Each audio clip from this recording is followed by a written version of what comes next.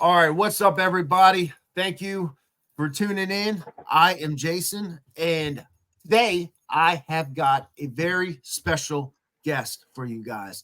I'm going to introduce my new friend, Jeremy Crow. Jeremy is a very wise individual. I follow his work, and I am very proud and just glad to be able to call him an acquaintance, my new friend. So, everybody, I want you guys to welcome Jeremy. Jeremy, thank you for coming into my show. How are you doing today, sir? Thanks for having me on. I'm doing great today. How about yourself? I'm doing all right, man. I can't really complain. I really appreciate you coming on here, man. Like I've been following your work for a while. I've known who you are for quite maybe a year or two now, probably 2 years. And I've been following your work, and I this is awesome that you were on here, and now I know you. And I was like, man, Jeremy is an inspiration to me because I am trying to go to the next step, maybe three steps further to get to his level. Jeremy has got platforms all over the place. He's doing so much for this movement. If you guys don't know Jeremy, I want you guys to check out Jeremy's stuff. And Jeremy, why don't you go ahead and explain who you are, your background, how'd you grow up? Just tell us a little bit about yourself. Yeah, sure. Well, I was raised Catholic. We weren't especially religious family, but they wanted to put me into Catholic school because my dad was in Catholic school. But they hadn't gotten me baptized or whatever. So I was like 5 years old and I got baptized so that I could go to the Catholic Church. And I'm being told about what it means and all this stuff, and I wasn't so young that I just accepted it automatically, but I was still in that kind of um you know mostly things that your parents tell you at that age you pretty much believe, but I was still it was still something very new to me, right? So I was questioning and thinking about it and trying to understand it all. And it felt like magic to me, incense, candles, and singing and chanting and all this stuff, and the Yeah, transmutation, or yeah, of the body, Eucharist, yeah, I can't remember the specific word right now, but yeah. uh, and the body and the blood and all that stuff, and it seems like kind of dark magic, really, but you're told that it's good, right? Anyways, I grew up in that kind of environment, and also with a lot of Native American, cultural um, cultural things as well, like you know some of the superstitions and some of the folklore and such of the Ojibwe tribe. And so I grew up with this kind of combination of things, and I'm exploring and all this stuff. Eventually, I feel like a calling to the priesthood, but I don't feel like I can do that in the Catholic Church because, I'm the more I learn about it, the less I agree with it. And, Yeah. someday I wanted to have a family, and, you can't do that as a Catholic priest and that kind of thing. So I realized, okay, this isn't for me. I really don't agree with most of the stuff. And but I still have that calling. I still feel that drive, that to get involved in some way in the spiritual quest and path, and help others through it as well.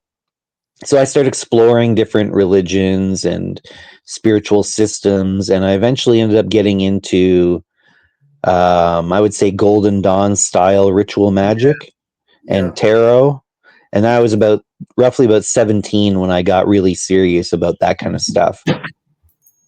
And so I start practicing that.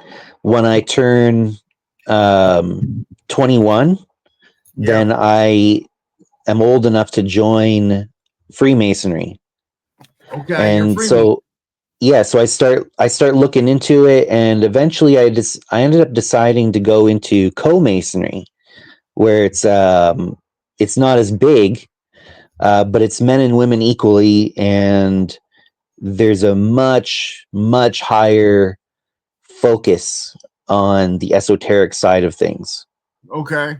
Because if I That's just joined like a regular mainstream lodge, a male only lodge or whatever, the chances of me finding somebody in there that is interested in talking about the esoteric side of things, it's kind of hit or miss. But that was the main reason I got into it. I wasn't getting into it for networking or, to do charity work or that kind of thing. I was in it because I wanted to learn about the esoteric teachings and that kind of thing. So co-masonry made sense for me. So I joined that. And as I'm going through that, I start exploring Gnosticism a bit, like Christian Gnosticism. And it's a whole new way of looking at the whole, Christian mythos and that kind of thing. So I started exploring that. And then at some point after my third degree, and in that system, you can't get it in like a weekend. It took me No, like I'm a little bit familiar. I realize how much studying and memorization there is a ton of it, isn't it? You have to yeah, repeat. Yeah. yeah. So I had I was at least 3 years in, I think, before I got raised to the third degree, Damn. and um, there was some things that I encountered in that ceremony and in the previous two initiations that got me thinking, and especially with some of the Gnosticism that I had been exploring. And then suddenly it just kind of like an epiphany. I realized I understood what Lucifer meant, the real meaning, the real esoteric meaning of Lucifer. And I realized that I was a Luciferian. And it was like a big, huge moment in my life that it just kind of burned that word into my brain. I was like, Lucifer, yes, that's what I've been looking for, like my whole life, pretty much, And now that I understand it, I have to embrace it. And then ever since, I considered myself a Luciferian. Yeah, that's man. Your story's just like mine. I was raised in the Catholic Church until I was 18 years old. My mother still calls me and asks me if you want to go to church today. I'm like, no, I do not go to church. I had to get like 500 hours of community service to graduate high school. Did you have to do anything like that? No, they hadn't put that in yet when I graduated. Yeah, well, I got it being an altar boy. I was deep. I was an altar server. I mean, I had like the most community service hours out of everybody there. I had got an award for all the community service Oh, because I wow. had like 3,000 hours of community service being an altar boy, and like an hour every weekend, and then plus some whatever you do afterwards. And It's no, funny like they don't have altar girls. you know what? In here in my state, there are actual altar girls. Like Oh, I remember, I yeah, never, maybe I've been out of the Catholic scene for, decades. So. depends on, I guess, the church and whatnot. But yeah, but they do have altar girls now. I've seen Oh, them. Like okay. we actually worked with me. We had to go in the back behind the altar and we put on our gowns and whatnot. The priests were always really cool to us. Like I never had a problem with a priest or anything like that. They were always cool with me. But I always thought it was weird that you had to go like do confession every like 6 months. We would go and I'll be like, and I'd be feeling so horrible about myself. I'd be like, yeah, so I was staring at this girl's ass and my dick got hard looking at it. Like that's gotta be weird. And yeah, like it's like, okay, we'll go say 50 Hail Marys and everything will be fine. And it was like, so now I'm going to go pray to Mary now. Like I thought we were praying to Jesus, all this son. And then it wasn't until I was older that I realized that Christianity is all about son worship. Jesus is the Son of God. He is the light of the world. So it's that's why they have sunrise services, Sunday sunrise services. This is why the tabernacle in the Catholic Church always faces east because it's facing the sun rising. It's priests know this. Most of them do. And but You know what's funny? I heard I can't remember who said it, but I've heard Roman Catholicism described as like the last the last big pagan religion of ancient paganism. yeah, yeah, Which, you know, I can kind of see what they mean when they say it. no, Christianity and paganism. Well, the Romans wanted to go from Saturnalia worship, this paganism stuff, and you can look into Saturnalia worship. Uh, that's what the elites actually are. They are a Saturnalia cult, a death cult. They're not Satanists. That's a big misconception. Like the people behind the scenes, they're if you understand Saturnalia worship, then you understand, okay, this is what they are. But the pagans, they wanted to go from the Romans to go from Christianity from paganism. So they took the holidays that were already there and just turned them into their holidays. They came out with this Bible and the infallible Word of God, and then there's 35 different versions of it that have been translated, and like it's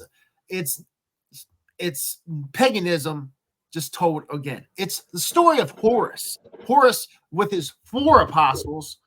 Jesus had 12 apostles. 12 means from the 12 zodiac signs: Virgo, Aquarius, all the those signs. Right. But Horus's 4 apostles represented it, each one of the seasons: fall, winter, summer. Right. That's how it was. Just an updated version. Horus walked on water. He could cure like people of blindness. He was betrayed and he was crucified, right? And there was like something about like a scorpion bit him, but the scorpion being representative Scorpio. This is why Judas and the tribes of Judah represent the Scorpio sting. It's all metaphors, it's all allegories, and then it was just updated, the story of Horus to the story of Jesus, so they could change into from this paganism, the Romans, into this new Christianity thing that they wanted to get going. That's all it is, man. It's the story of Horus retold. It also happened to Krishna. There's a list of gods. These are Zeus, all of them. Like it's the exact same story. It's just retold. And Christians believe that this Mithra. Yeah, like it's. I can go Sol Invictus. Right.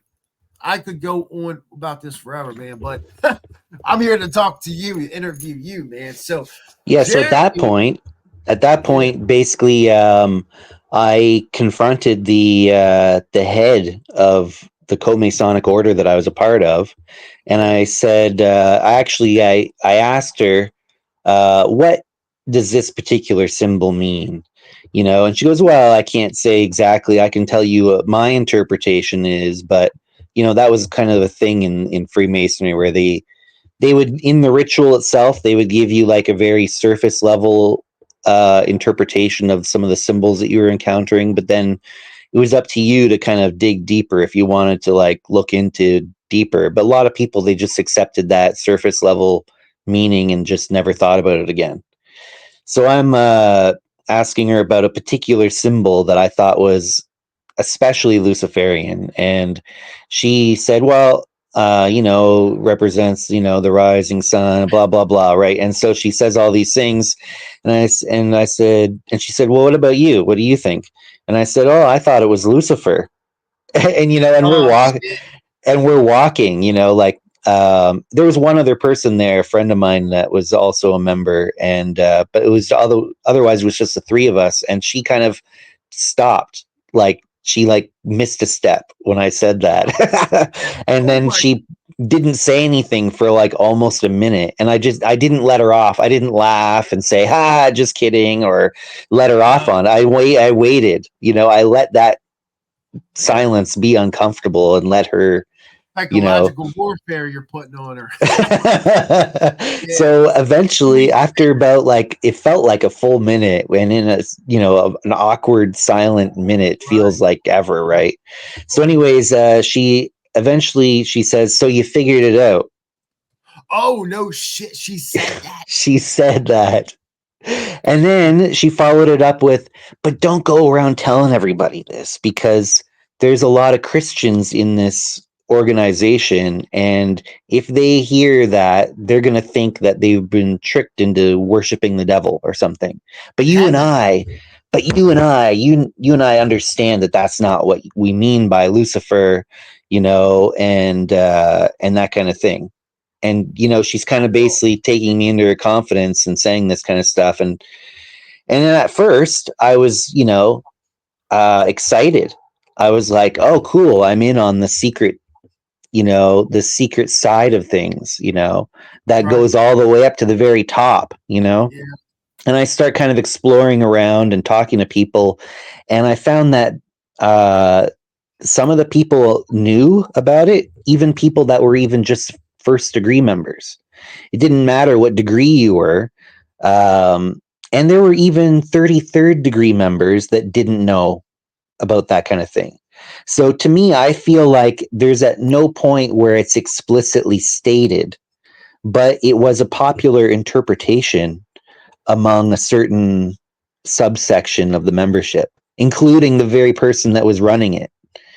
Wow. And this was like a large organization that had lodges, mostly in the States, but there were a few other ones around the world.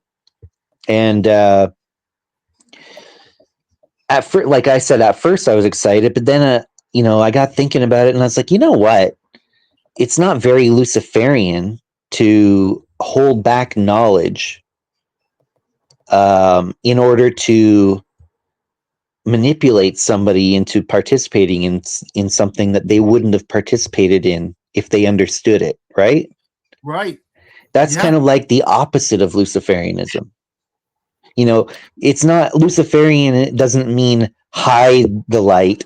It doesn't mean hide the knowledge or the truth, It's actually for the your own benefit, because you want the dues from these people, the membership dues, and you want their labor, and as them performing functions in the order and such. you know it's not about that. It's about telling people the truth and undermining power structures that are built on lies and that kind of thing. This is hell yeah. like these people, some of these people consider themselves Luciferian, but they're acting completely opposite to the Luciferian ethos. So ultimately I had to leave. But while I was a member, I also had actually joined a Gnostic church. I found a bishop in Toronto, where I was living, and talked to him, and I explained to him my understanding of Lucifer and that I considered myself a Luciferian, and we had a good long discussion, and he said that he basically agreed with pretty much most of what I had said about Lucifer, and he agreed to take me on as a student. And so while I'm doing Freemasonry, I'm also doing the Gnostic Church thing. And I eventually quit the Freemasonry thing, but I get involved in a different variant, a different lineage, a different tradition. It was the Egyptian rite. Technically the I'm full into that. term. Oh yeah. So the full name of it at the time that I was active was the Ancient and Primitive Rite of Memphis Mizraim. Okay. Um, and so I got involved in that, and I helped found a lodge in Toronto. Oh, cool. Yeah, Yeah. yeah, with the egg and the with the wings, and yeah, exactly. So I got involved in that, and I helped found a lodge, and we were operating in French, which was kind of fun. In You Toronto, speak the French? lodge, a little bit. Okay. I wouldn't say I'm like fluent, but growing up in Canada, you get exposed to a massive amount of French in school, and you Okay, know, yeah. They plus have to I've have done, French and English written on their signs, right? Both of them. yeah, yeah. Yeah. So even just shopping, you're gonna get exposed to French words and stuff like on the labels and everything. And plus I took extra like adult learning classes and done some of my own study on my own. Like I said, I wouldn't consider myself fluent, but I know a decent amount of French. I'm pretty, you know okay at it. And but we were operating the lodge in French, and it was kind of fun. And after 4 years of studying with that bishop, he basically took me through all of the minor and major holy orders up to and including priest. Shit. And Yeah. then at that point, I served the Toronto congregation for like a whole year as the primary officiant, and he basically was, kind of semi-retired from his leadership, and I was like, he would be there, but he would be like off to the side, and I would do the ceremony and all that stuff for like a whole year, and Damn, then bro. You did all that? That's crazy. That's a yeah, lot. and as part of my seminary, my training and such, my bishop had me join the Martinist order. Yeah, yeah, okay. I'm a Martinist Oh or yeah, The Rosicrucian order. Yeah. yeah. So I'm participating in the Martinist order and that kind of thing, and at one point I get to the third degree, the superior inconu or unknown superior. I'm not that high, but yeah, okay. I never ended up getting at that point they had separated out the right to initiate people into a separate like fourth degree, and I never ended up getting the free initiator degree, but I did get the third degree, the superior inconu. And at one point during that ceremony, I was taken aside by my bishop, who was the master of the lodge at that time, and he was like, okay, so what is your magical name that you're going to choose for your work in the order as a unknown superior? And I said Lucifer, Frater Lucifer, I guess. And he was like, oh, um well, and I was like, what's the problem, like, hadn't we been over this like 5 years ago? And he was like, well, the thing is, like, I get what you mean, but a lot of these people here in the Martinist order, they haven't taken it that far. Like, their Gnostic their understanding of Gnosticism and that thing, a lot of them, they're not going to understand what you mean by it. So he said, you know what, just pick Lucian, Frater Okay. Lucian. It basically means the same thing. And I Yeah. was kind of disappointed, but I was like, okay, whatever, right? And so we went through the rest of the ceremony and did it, and but it bugged me, it Yeah. felt like the same kind of thing as I had encountered in the co-Masonic order.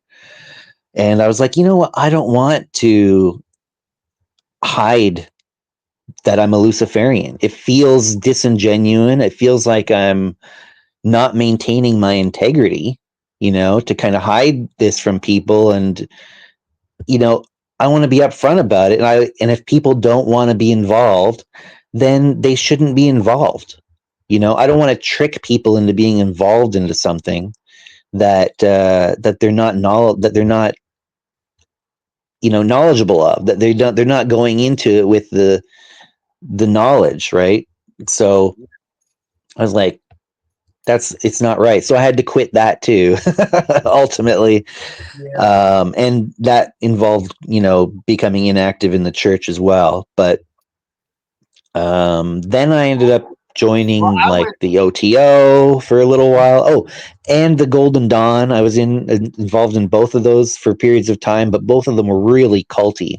Oh yeah, the Golden Dawn. Oh Definitely. God. Oh my god, I was in the Golden Dawn, and yeah, that bro, that shit is it's too weird.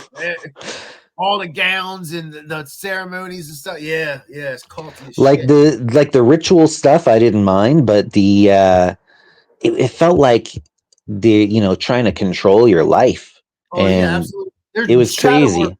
They're gonna make you. They really brainwash the shit out of you. Like the first 2 years, it's just like shadow work that they're making you do. Like I wasn't in it long. Like I wasn't for me. Like, but I do like the philosophy behind it. But I don't want to actually be in it, man. It's just like I like Yeah, man. it was a good experience, to ultimately that I learned some things and I got to see how different organizations work and that kind of thing. But ultimately I couldn't be in it because it was just too, and it was like it was too right hand path as well. Like Yeah, yeah. they're really like All about the like a angels. Golden Dawn. They don't deal with sex magic whatsoever.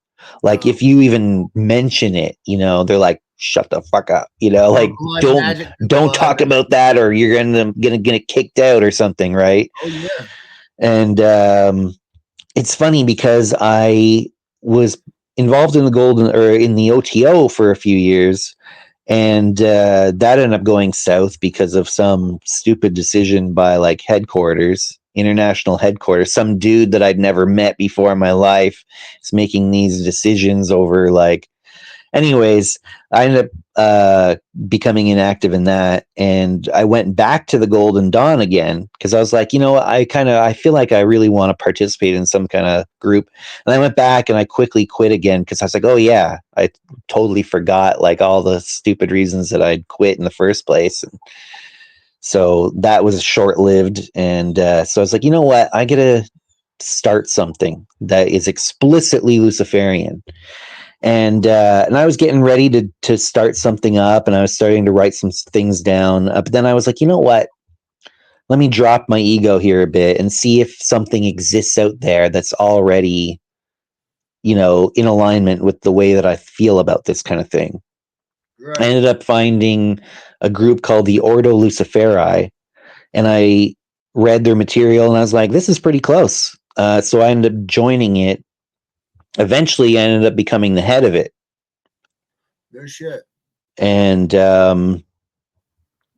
then I realized, I was trying to really what it was a structure and a set of teachings, and otherwise it was just an online discussion group. Otherwise than that, there wasn't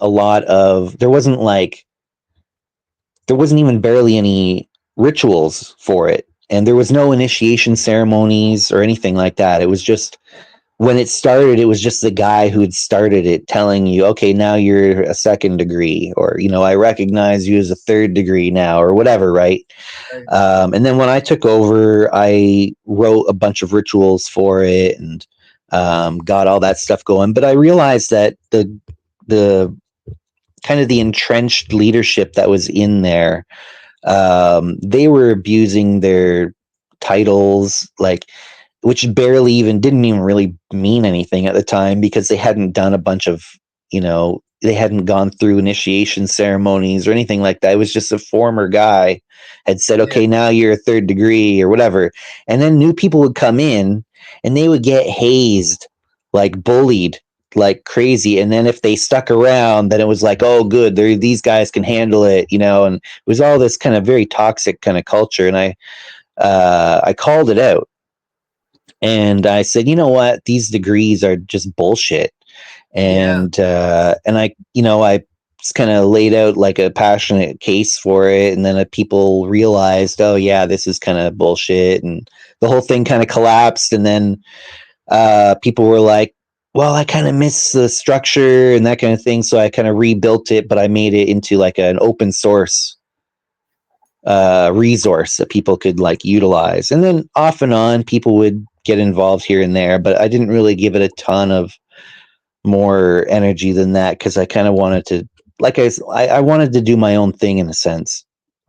So I ended up in 2008, I created the Luciferian Research Society, which was like an online community hub for people that were not just Luciferian, but all branches of the left hand path could come together and cross pollinate ideas and share with one another and collaborate on projects, and just have like fellowship across multiple traditions. Like Satanists were getting involved, Luciferians, Setians, you know dark pagans, Thelemites, even though that's not technically a left-hand path. There's a lot of left-hand path elements within it and that kind of stuff. And I got a lot of people getting together, and ultimately I ended up saying, this is so positive and things are going, it's really helping the community, form a community. Whereas before you had all these separate pylons, that were all isolated kind of traditions. And I was like, I got to bring this into the real world, not just being an online community center or whatever you want to call it. So I started the first International Left Hand Path Conference back in 2012. And this was the first major that I'm aware of left hand path themed conference that wasn't specifically for members of a particular order. Okay. So different orders would have their own kind of conferences and such, but it was all for members. And like I said, it was like they were all in their own individual isolated silos. So I was like, let's bring this into the real world. And I created the first International Left Hand Path Conference in Toronto in 2012. And there was a big art show, Lightbringers art show. And it was amazing. And so kept doing it. Hold on, Jerry. Hold on. So we've hit the 30-minute mark, and I can't go much longer to upload this. So we're going to have to do a part 2. Everybody, I'm telling you, Jeremy is such an amazing guy. He's got so much going on for this movement. If you hear everything that he's saying, that he's done, he's doing, and this that you haven't even really talked about what you're really yeah, I mean, right now I'm working on developed a system of occultism that I call Luciferian alchemy.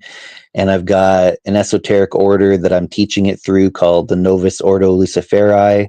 But there's a handful of steps between what we were just talking about and what we're doing now. Yeah. Well, and we're going to do a part 2. We're going to absolutely have to follow up, man, like in a week or so.